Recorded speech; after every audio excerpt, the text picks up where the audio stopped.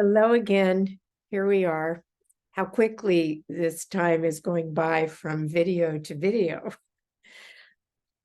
This time, I want to talk about something that I deeply actually believe in, which some people may say, nah, that doesn't resonate.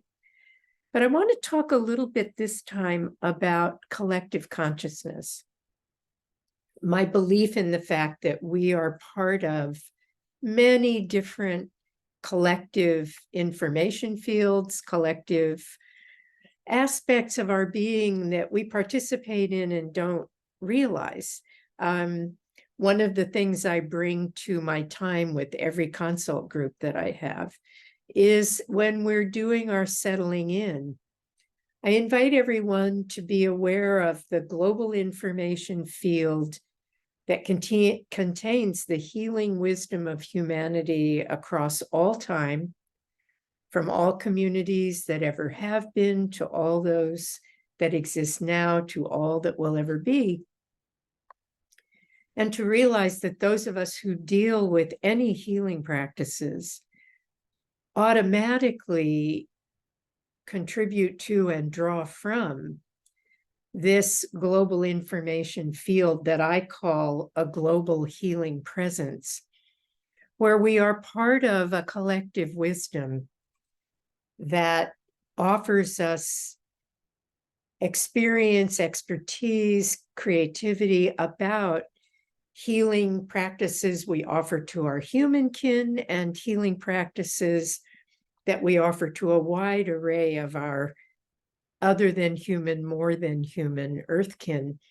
You know, when I was young, one of the things, and I may have mentioned this in some other video, can't remember, my grandmother always talked about the rain cloud of knowable things.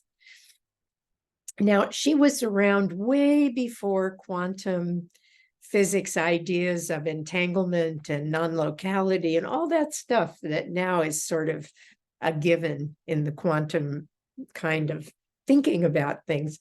She talked about the rain cloud of knowable things. And she said, the rain cloud is raining on everyone in the whole world all the time. And that's why we see certain ideas pop up here, there, and everywhere at a given time, because everyone is receiving that collective wisdom. And it's there for everyone to draw from and act on. And I remember back what seems a million years ago now, when I began to teach about inner child kind of stuff in 1984, I think. There was certainly a rain cloud raining down at that time, because that's when John Bradshaw started his work. I actually do think I may have mentioned this in another video. And Dick Schwartz with Internal Family Systems began his work. A lot of us were picking up on that particular raining down creative idea. So I have always had a fairly deep belief in and experience of collective pockets of information and group think, if I can put it that way. Certainly around the idea of groups coming together to focus on healing, groups coming together to focus on calling forth particular possibilities. Remember the research that TM, Transcendental Meditation, did years ago, where I believe they were able to register when a big group of people would get together to meditate.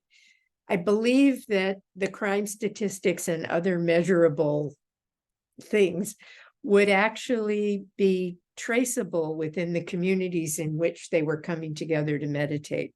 So all of these things kind of came together to reinforce for me the idea that we are part of ever larger collectives. And in fact, in our current experience globally these days, there is an enormous amount of activation happening in our human collective.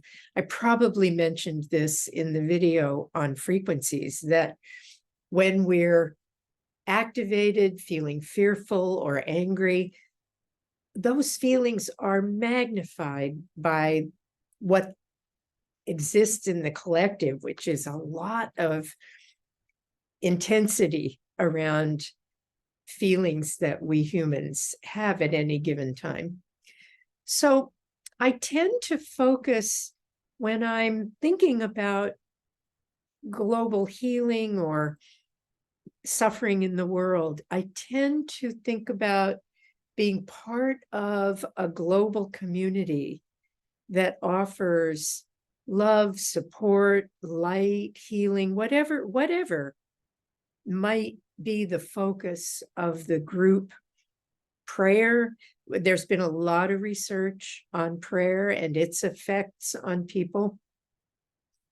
So I wanted to share this with you just to invite you to become aware of what is meaningful to you and how what's meaningful to you might resonate within a collective field of information or focus that you can be part of, even if you don't know about it consciously, even if you don't know any people who are doing it. I think our intentions align us with a particular focus of our intentional, maybe prayer life or sending blessings, or let's say, for an example that comes to mind, there are a lot of people on this planet right now planting trees. We don't hear about them because our news media, unfortunately, looks at what's activating in a distressing way rather than what's happening on this planet that actually is serving the planet and us. But there are lots of people planting trees on this planet. And there are stories when you look out there of people who have brought back ecosystems in some pretty amazing ways. But even if we don't know about them consciously, you can sit down and go inside and just add your blessings and love to people who are serving the planet, even if you don't know who they are, because that intention is going to connect with the collective that they also connect with. My guess is that those of us who love this planet deeply and wish it well and offer healing meditations in service of the well-being of the planet, I suspect there is a collective field that forms around those intentions. And then we are part of that. The same way I feel very convinced there's a collective field of the human wisdom around healing practices. I think there's the same kind of field or fields, information fields, around any kind of focus on sending blessings, sending love. The work of Rupert Sheldrake, where he talks about morphic fields, that species have fields of information that each member of that species draws from unconsciously. We usually draw unconsciously from these fields of information. But just to offer the idea that we are part of collectives all the time, and we are contributing in every moment as well as drawing from the wisdom of these collectives. So I just invite you to play with this idea. And when you feel discouraged, perhaps, about what's going on in the planet, let's say you decide to send love and care to people who are suffering on the planet. When you do so, assume that you join collective groups of people around the world who are doing the same thing, that your energy becomes part of a larger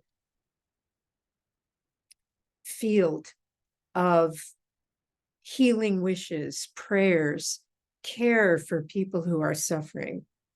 Even though you're not doing anything out here, which you might also be doing, but you are contributing to what those people receive in ways they may never be conscious of receiving.